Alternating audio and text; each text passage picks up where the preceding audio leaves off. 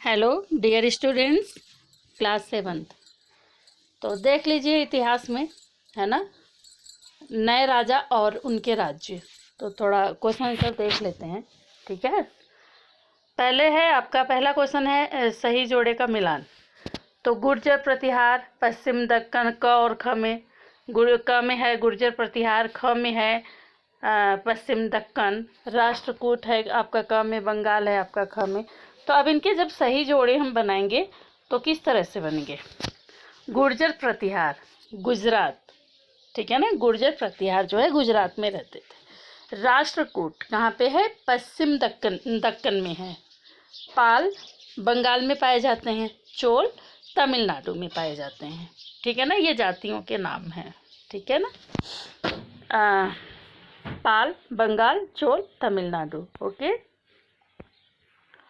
दूसरा क्वेश्चन है आपका, त्रिपक्षीय संघर्ष में लगे तीन पक्ष कौन कौन से हैं। त्रिपक्षीय संघर्ष में लगे तीनों पक्ष कौन कौन से हैं, कौन कौन से थे, सॉरी नो है। तो ये है आंसर आपका, त्रिपक्षीय संघर्ष में लगे तीन पक्ष गुर्जर प्रतिहार, राष्ट्रकूट और पाल वंश के शासक थे, ओके। तो गुर्जर प्रतिहार, राष्ट्रकूट और पाल वंश के शासक, ये तीन पक्ष थे त्रिपक्षीय संघर्ष में लगे, ठीक है ना, तीन पक्ष, ओके। तीसरा क्वेश्चन है आपका, चोल साम्राज्य में सभा की किसी समिति का सदस्य बनने के लिए आवश्यक शर्तें क्या थी। तो क्वेश्चन देखेंगे फिर से, चोल साम्राज्य में सभा की किसी का सदस्य बनने के लिए आवश्यक शर्तें क्या थीं। तो देख लेते हैं क्या शर्तें थीं, है ना। इसका आंसर हो जाएगा, चोल साम्राज्य में सभा किसी समिति का सदस्यता के लिए निम्नलिखित शर्तें थीं। जैसे उनके पास घर होना चाहिए। नंबर 2, उनकी उम्र 35 से 70 के बीच होनी चाहिए। नंबर 3, उन्हें वेदों का ज्ञान होना चाहिए। नंबर 4, उन्हें प्रशासनिक मामलों की अच्छी जानकारी होनी चाहिए। नंबर 5, अगर कोई पिछले 3 सालों में किसी दूसरी समिति का सदस्य रहा है तो वह किसी और सभा के सदस्य नहीं बन सकता, ठीक है ना। अर्थात अगर 3 साल में किसी और समिति का सदस्य रहा है तो वो किसी और समिति या सभा का सदस्य नहीं बन सकता है। लास्ट में है आपका, जिसने अपने और अपने संबंधियों के खाते जमा नहीं करवाए वह चुनाव में हिस्सा नहीं ले सकते हैं। तो ये जो है 6 शर्तें थी जो है चोल साम्राज्य में सभा समिति का सदस्यता पाने के लिए। जिनके पास ये 6 शर्तें थीं, अवेलेबल थीं, वही जो है उस साम्राज्य के समिति का सदस्य बन सकता था, ओके। 4 में देख लेते हैं, चाहमानों के नियंत्रण में आने वाले 2 प्रमुख नगर कौन कौन से थे।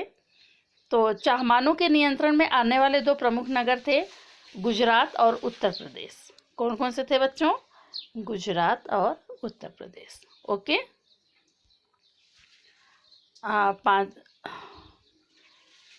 5वां क्वेश्चन देख लेते हैं, राष्ट्रकूट कैसे शक्तिशाली बने।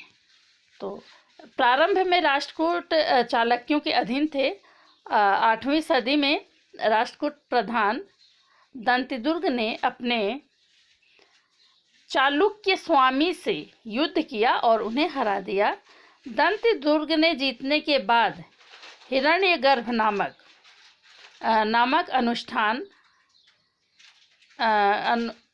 अनुष्ठान करवाया। इस अनुष्ठान को ब्राह्मण करते थे तथा इसके करने से यह होता था कि यह यज्ञ करने वाला क्षत्रिय न होते हुए भी क्षत्रिय बन जाते थे, ठीक है ना। तो यज्ञ का क्या नाम है बेटा, आपका है 1 मिनट, जस्ट 1 मिनट, हिरण्यगर्भ नामक अनुष्ठान।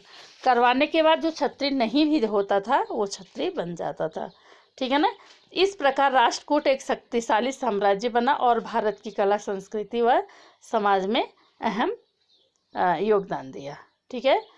छठा क्वेश्चन है आपका, नए राजवंशों ने स्वीकृति हासिल करने के लिए क्या किया?